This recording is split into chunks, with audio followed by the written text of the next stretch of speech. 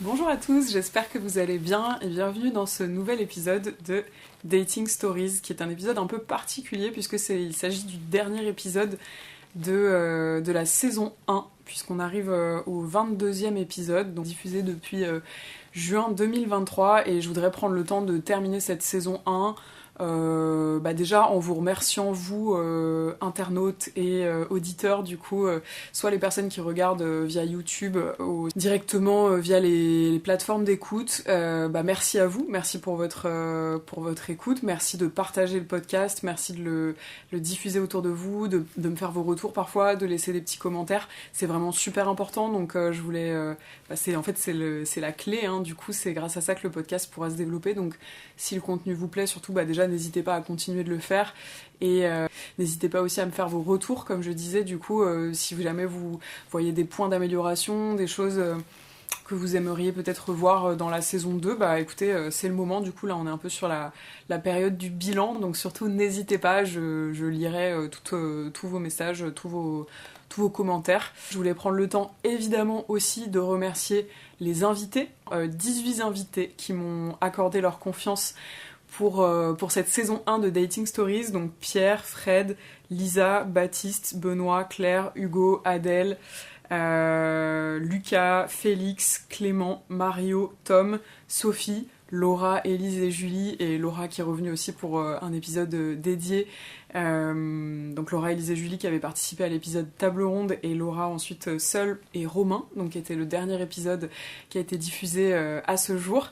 Un grand merci à eux pour leur confiance, merci à vous, parce que voilà, c'est des sujets, vous le savez, le sujet du podcast c'est les relations amoureuses, donc c'est un sujet qui est quand même éminemment intime, et donc je voulais prendre le temps de vous remercier pour m'avoir accordé votre confiance. Et j'en profite pour passer le message aussi à toutes les personnes qui souhaitent participer au podcast. N'hésitez pas à me contacter aussi si ça vous intéresse de participer. Sachez que je mets en place le maximum de règles, de choses en fait pour faire en sorte que ce podcast soit une safe place. On revalide évidemment tous les épisodes avant la moindre diffusion pour qu'il n'y ait pas de choses qui puissent être problématiques pour vous. On verrouille aussi s'il y a des sujets qui ne doivent pas être abordés en amont. Donc on essaie de faire les choses bien. Donc surtout, n'hésitez pas à me contacter si ça peut vous intéresser de participer pour la saison 2. Alors pourquoi je passe également à la saison 2, la deuxième raison importante, hormis le fait de clôturer après 20 épisodes, c'était aussi que finalement, pour ceux qui me suivent depuis le début, vous le savez peut-être, au départ ce podcast il s'appelait Swipe Stories, et pour des raisons juridiques, j'ai dû changer de nom. Donc pourquoi c'était Swipe Stories ? Parce qu'en fait c'était aussi très lié finalement aux rencontres que l'on fait via les applications de rencontres. Aujourd'hui, je pense que finalement, c'était un mal pour un bien ce changement de nom. On est passé donc de Swipe à Dating Stories, puisque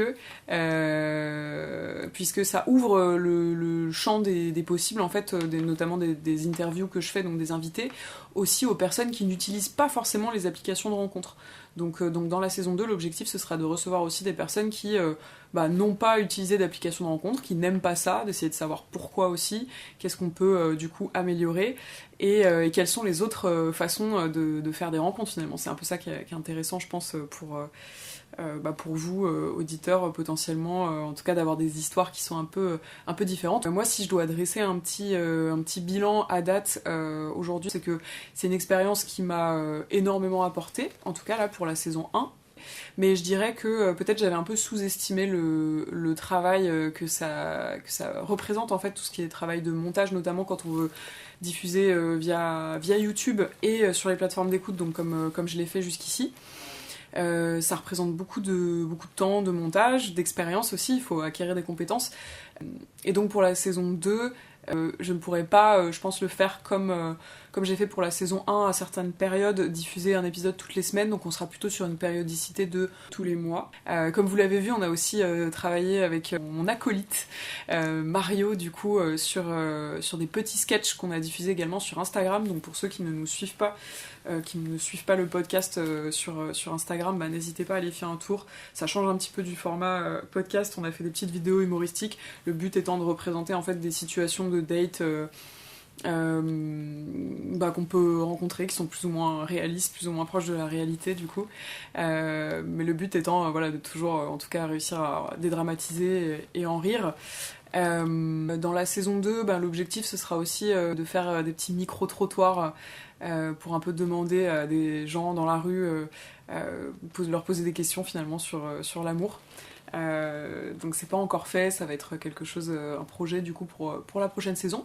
Pour cet épisode, je vais pas m'apesantir plus. Ce que je voulais faire, c'était vous partager un petit best-of des meilleurs moments de cette saison 1, puisque finalement on a, comme je vous le disais, 21 épisodes, donc ça a été très difficile de choisir parmi tous ces moments, mais voilà, il fallait le faire. Tous étaient des bons moments, mais globalement j'ai un petit peu sélectionné un petit best-of des moments les plus sympas pour que vous puissiez passer un bon moment en ma compagnie et celle des invités. Je vous souhaite un bon dimanche. À très bientôt.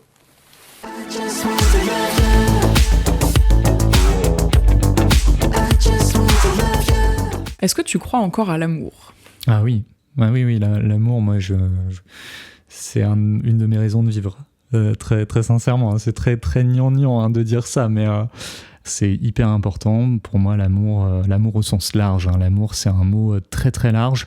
Je pense qu'il ne faut pas avoir peur de l'employer d'ailleurs. C'est le sentiment le plus beau, c'est le sentiment le plus fort. C'est quelque chose qu'il faut vivre à fond et je pense que c'est quelque chose qu'il faut cultiver et qu'il ne faut pas se brider. Il ne faut pas avoir peur d'aimer, même si parfois ça blesse. On se met en danger quand on aime de toute façon. Mais je pense qu'on passe à côté de beaucoup de choses quand on s'empêche d'aimer.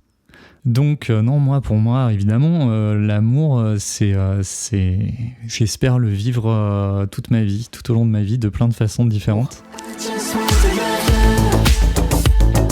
Bon, je pense que à 29 ans, ça serait triste de déjà plus y croire, quoi. Mais on est d'accord. Mais en fait, faut tomber dessus. En fait, c'est ça qui est dur, c'est tomber sur la personne avec qui tu vas passer le reste de ta vie, potentiellement, avec, quoi. Ou à défaut, des bons moments, quoi, au moins. Ou une bonne période. Ouais. Je sais pas, en fait, le temps d'avoir des enfants et de divorcer, quoi. Putain, c'est horrible de voir des choses comme ça, mais... Quand on idéalise aussi ce que pourrait être une relation amoureuse, on oublie qu'il y a plein d'autres formes d'amour. Et en vrai, je pense que je donne déjà beaucoup d'amour à mes amis, à mon chat. Mais oui, donc tu crois en l'amour, finalement. Voilà, je crois en l'amour. Non, je pense que c'est même un élément fondateur, en fait. L'amour, c'est un moteur dans la vie, clairement, mais même s'aimer soi-même, en fait. S'aimer soi-même, c'est un moteur de vie.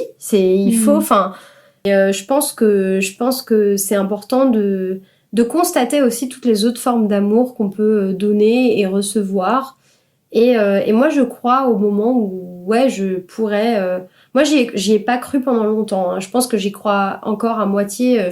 J'y crois consciemment en disant j'espère que je trouverai l'amour, un amour vif, quelque chose qui me portera dans mes relations amoureuses. Mais je crois que j'ai un peu encore de mal à me dire que ça va m'arriver à moi. Parce que j'ai l'impression que ça arrive aux autres. Mais parce que je l'ai pas encore expérimenté, tu vois. Comment est-ce que tu définirais l'amour ? Je dirais qu'il y a deux éléments qui définissent l'amour, en fait.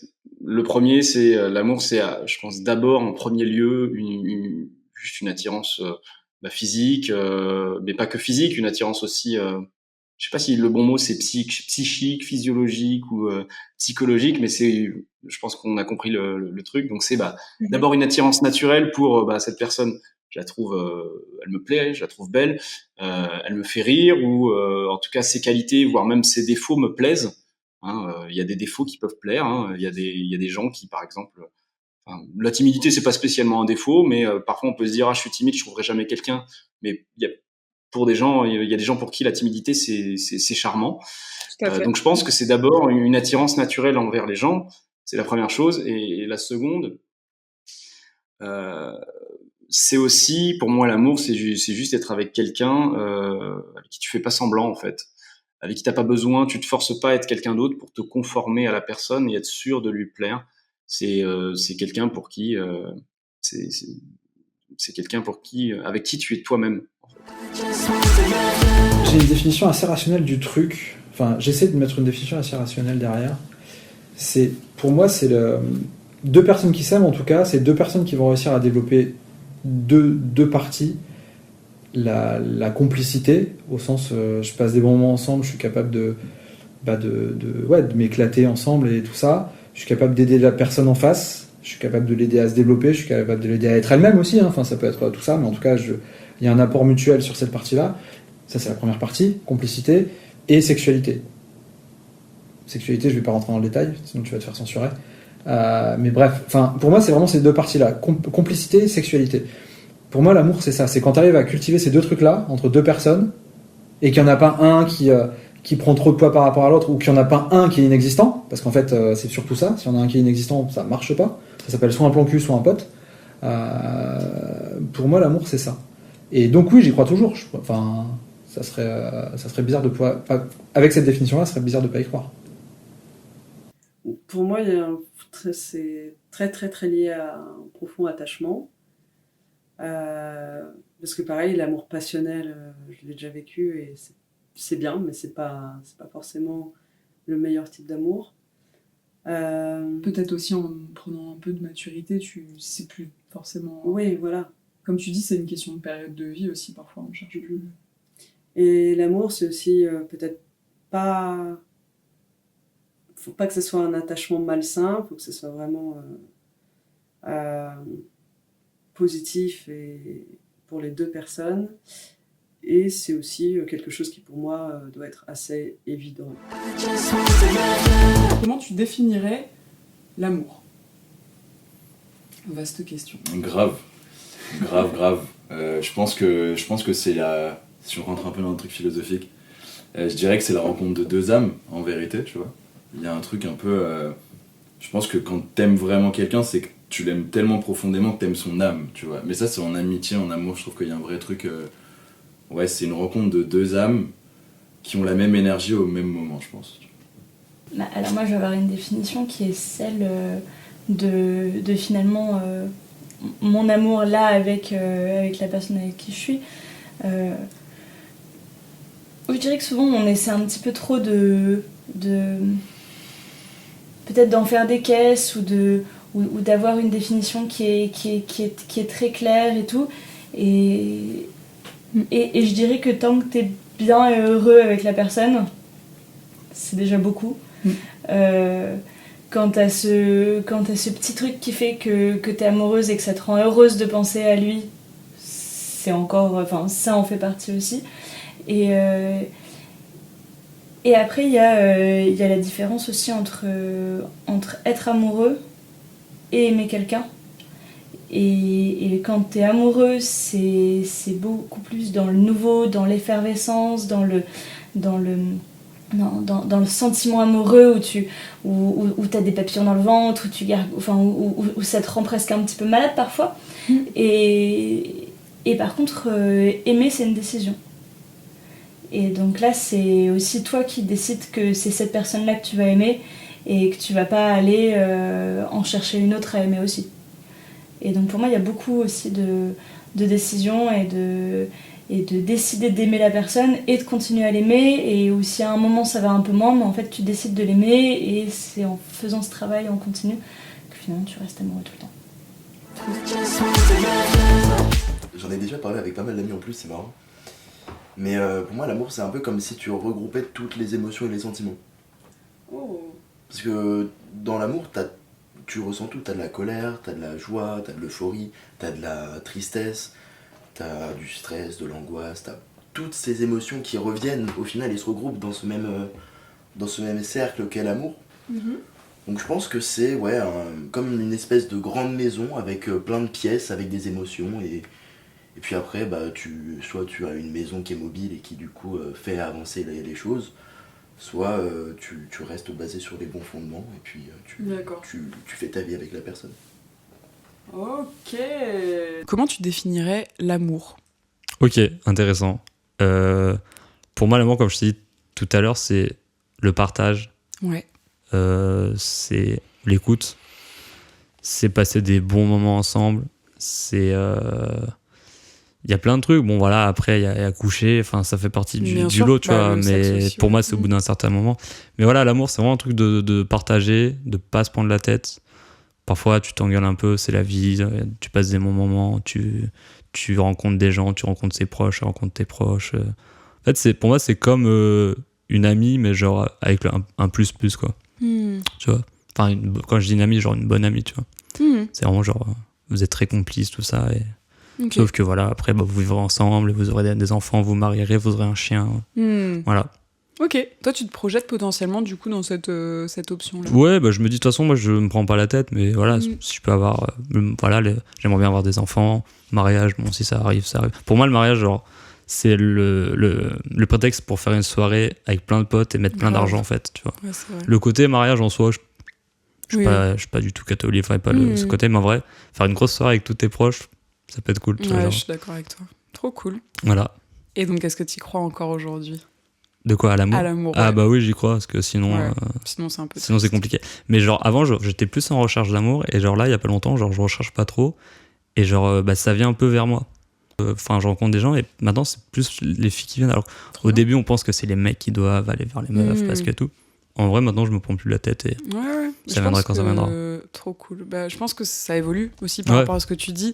Enfin, c'est un peu... Bumble, c'est un peu manifeste de ça aussi, hein, finalement. C'est... on inverse un peu les rôles de façon à ce que ce soit un peu les filles qui prennent le pouvoir sur ça. Comment tu définirais l'amour ? 90D. Non, ce serait quoi ? Ouais, putain, j'ai dû arrêter de citer Jean-Marie Bigard, mais je le fais quand même quoi. Non, l'amour, ce serait quoi ? C'est que la personne en face te renvoie le reflet de ce que tu mérites d'être un peu, je crois. À mon avis. J'ai pas réfléchi à ce que j'allais dire, mais je pense que je dirais ça comme ça. Que tu sois quelqu'un qui soit tellement bien, et que tu vois dans ses yeux que t'es quelqu'un de bien aussi, et que tu la rends bien, tu vois. Et tout ça, c'est cool, et quoi qu'il arrive, ça peut ne pas être grave, quoi. Et ça veut dire qu'à la base, t'es bien tout seul, et que la personne est bien toute seule, et que vous construisez un truc sain tous les deux, tu vois. Trop cool. Tu sais, genre des momentum où t'es trop bien, quoi. Alors tu te dis, c'est une personne bien, je vois que je la rends heureuse. Moi je suis bien, je suis aligné. À partir de là, rien t'arriver, je pense. Ok, donc là, tu me prends sur une question philosophique. Voilà. Du jeu à... Alors je sais pas si ça peut t'aider, mais en philosophie, j'étais nul. J'ai jamais eu la moyenne. La seule fois que j'ai eu la moyenne, c'est parce qu'on avait fait un devoir maison. C'est tout. Ça, je crois que j'ai jamais dépassé les 10. Voilà. C'est pas grave. Ok. Bah écoute, on va s'inspirer des films et des séries qu'on regarde. Voilà, c'est ça ma philosophie. L'amour, en fait, je définirais ça plutôt, c'est comme une harmonie en fait entre deux personnes. Vraiment, ce serait comme, disons, un puzzle en fait qu'on assemble, tu vois, parce que du coup, c'est pour ça que d'un côté, je suis pas forcément fan de deux personnes qui sont exactement pareilles, tu vois. C'est moi, en étant un peu différents et en ayant des complémentarités. Mais en fait, au fur et à mesure, on peut assembler des pièces d'un puzzle en fait. Ouais. Je trouve que c'est vraiment un chemin en fait qu'on parcourt ensemble et au fil du temps, on apprend à mieux se connaître, à traverser des choses ensemble émotionnellement et aussi par rapport aux problèmes qu'on peut affronter et voilà. Et c'est un puzzle en fait qui se construit petit à petit, voilà. Pas forcément qui va se fermer, mais vraiment juste des pièces vraiment qui vont s'assembler pour faire un truc beau, quoi, une image incroyable. Voilà. Trop beau comme définition. Tu vois, franchement, en vrai, je sais pas qui t'a noté en philosophie, mais peut-être qu'entre-temps, t'as... malheureusement, en philosophie, en terminale, il n'y avait pas l'amour en thème. Voilà. Comment tu définirais l'amour ? L'amour, ouais. C'est vrai que l'amour, c'est quelque chose d'hyper particulier, quand même. C'est quand même quelque chose de... un peu secret, un peu intime, que chacun vit un peu à sa manière, et il y a tellement de sortes d'amour différentes que je pense pas qu'on puisse décrire l'amour. Il y a plusieurs amours en fait, et au-delà des amours différents, il y a chacun qui peut le décrire à sa manière. La façon dont je le décrirais moi, pour l'amour amoureux en tout cas, c'est vrai que c'est un mélange de plein de choses. J'aurais sûrement cité le physique à mes 15-16 ans. Aujourd'hui, je me mettrais pas du tout en critère premier. Je mettrais surtout la bonne entente l'entente c'est hyper important de deux personnes. Il y a une alchimie aussi, il y a toute une partie chimique qui rentre en nous, même physique, on le sent dans une rencontre. Même au début, quand on sait pas encore si on est amoureux ou pas, on ressent des choses en nous. Et ouais, non, l'amour c'est quelque chose de magique, de très particulier. Je me suis tentée à l'expliquer, mais je pense que j'arriverai même pas à l'expliquer et à le définir. Mais ouais, non, c'est quelque chose de magique. Je pense qu'on peut rester là-dessus, c'est vraiment magique en fait. Je dirais que c'est un plat. Et qu'on y a... Non mais c'est... Il est reparti sur les métaphores. Ouais, de fou. Et honnêtement, on va dire que le bol s'appelle amour, et au fur et à mesure, on rajoute des ingrédients, etc. Et ça donne quelque chose de très très bon. Donc on rajoute des ingrédients. Alors, c'est bête, mais ça peut être... Les engueulades font partie de l'amour, malheureusement. Quand on aime quelqu'un, on peut s'engueuler avec cette personne. Un peu de sel, du coup. Oui, voilà, un peu de sel. Après, il y a l'attention, le respect. Comment est-ce que vous définiriez l'amour ? Ça fait peur au lapin. C'est l'amour que j'ai pour mes lapins, le plus pur. Oh. Oui. L'amour, c'est... Il n'y avait pas une phrase qui disait c'est regarder à deux dans la même direction. Ouh, c'est beau ça. C'est beau. Ouais. Mais ça prend tellement de formes, l'amour aussi. Oui, que ça soit en amitié. J'aime bien l'idée de... L'idée c'est... Enfin, moi ça a toujours été nous deux contre le reste du monde, mais pas dans le sens où vraiment contre, où les autres sont à côté, mais peu importe ce qui se passe, on décide de soutenir face aux autres. Après, quitte à pas être d'accord, ils vont discuter en privé. Mais je trouve que c'est cette notion de soutien, être un peu genre les fondations de l'autre, que quand ça va pas, c'est le refuge, c'est la personne qu'on peut. Mais après, ça qu'on peut sous-entend que ta relation amoureuse, enfin, c'est ton pilier et que du coup, t'en as pas d'autres autour de toi. Ouais, moi, c'est ça qui me dire. gêne un peu, c'est que pour moi, enfin, ma relation amoureuse est très importante dans ma vie. Mais j'ai besoin d'avoir d'autres piliers autour de moi. Ça parce existe que des maisons sans fondation. Oui, je me dis si ce pilier... Et ça tient très bien aussi. Non, mais si ce pilier s'effondre, d'avoir d'autres ressources autour. Parce que, enfin, moi, ça m'était arrivé, j'avais une longue relation de mes 18 ans à mes 23, 24 ans. Et cette personne-là m'avait isolée, tout mon entourage. Et quand cette relation, elle s'est effondrée, plus de pilier, vers quoi tu te reconstruis. Donc en fait, pour moi, c'est très important maintenant d'avoir une relation amoureuse, mais avoir aussi d'autres ressources autour, parce que si demain, dans ta relation amoureuse, ça va pas, c'est ta personne à qui en parler. De aussi déconstruire, parce que des fois, c'est toi qui as tort. Mais d'avoir des personnes aussi qui te disent les choses avec du recul, avec leur version, c'est aussi important.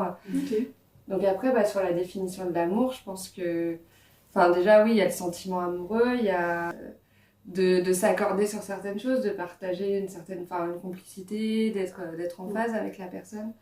Et une personne qui soit à l'écoute et qui soit là quand ça va pas. J'aime le côté partenariat, en fait. Ouais. Pour moi, t'es un couple, t'es une équipe aussi un peu. Mais l'autre est unique pour toi, en fait, et a une place unique. Mais elle prend pas toute la place. C'est une équipe, tu fais équipe avec l'autre, tu te soutiens, il y a un côté partenaire vraiment. Et c'est dans l'idéal, après, c'est pas. On sait que c'est compliqué, mais t'acceptes l'autre tel qu'il est aussi, mais tu mets toi-même tes limites. Et c'est une sorte un peu partenariat, quoi. Mais c'est une personne qui te connaît et qui t'aime quand même.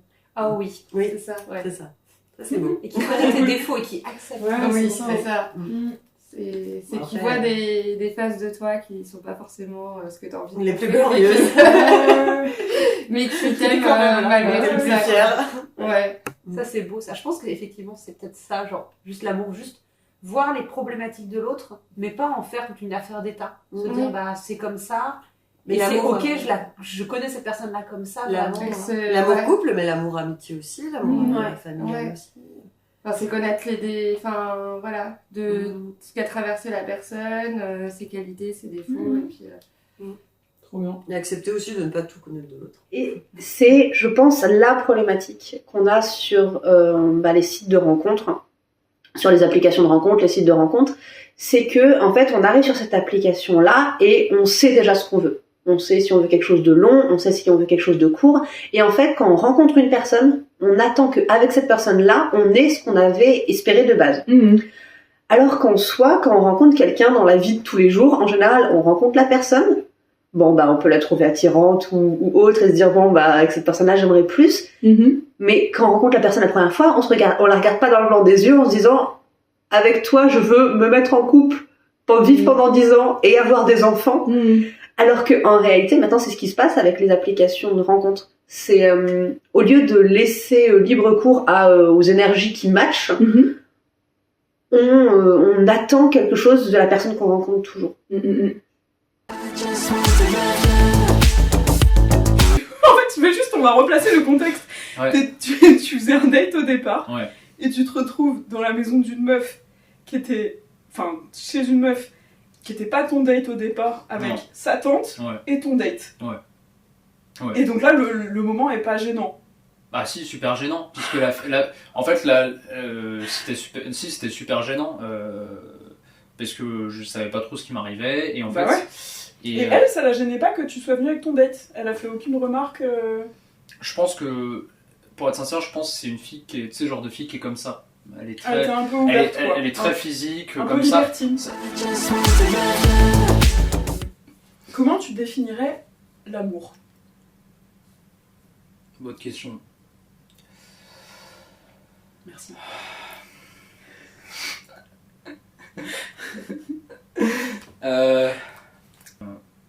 L'amour, pour moi, c'est tout. Pour moi, l'amour, c'est tout ce qui nous entoure, c'est la vie. Pour moi, l'amour, c'est pas forcément que relié à l'autre.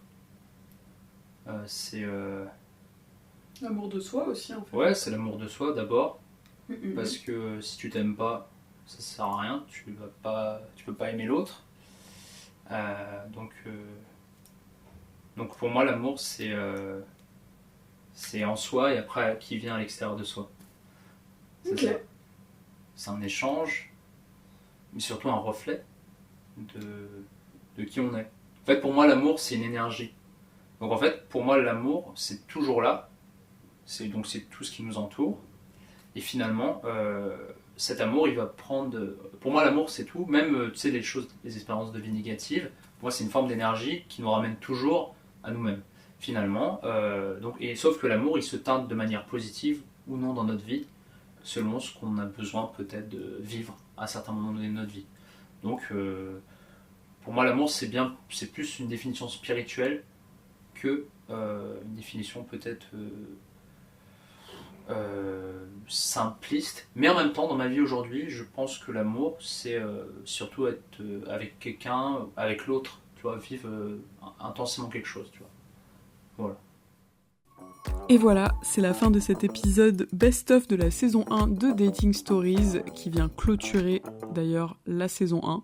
Je vous ai partagé les définitions de l'amour de mes 18 invités de la saison 1 avec quelques petits moments de fun de ma sélection. J'espère que cet épisode vous a plu. Si c'est le cas, n'hésitez pas à laisser un petit commentaire sur YouTube, à m'envoyer vos retours pour me dire ce que vous en avez pensé, à le partager aussi en story. Prenez soin de vous et on se retrouve dans un mois pour un nouvel épisode de Dating Stories.